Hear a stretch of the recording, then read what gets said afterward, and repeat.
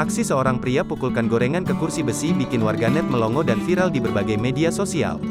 Video yang dibagikan oleh pengguna TikTok @thundergoat200000 tersebut telah ditonton sebanyak 3,7 juta kali. Jika biasanya gorengan apabila dipukulkan akan patah, namun, ada gorengan unik yang anti patah walau dipukulkan berkali-kali.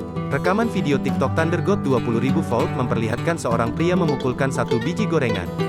Gorengan yang mirip bakwan sayur dipukulkan oleh pria itu ke kursi besi justru sangat kuat. Gorengan tersebut sekeras apapun dipukulkan ke kursi besi tetap utuh. Bahkan sedikit saja gorengan ini tidak menunjukkan patahan. Gorengan ini saat dipukulkan ke kursi besi saking kerasnya sampai bunyi teng-teng.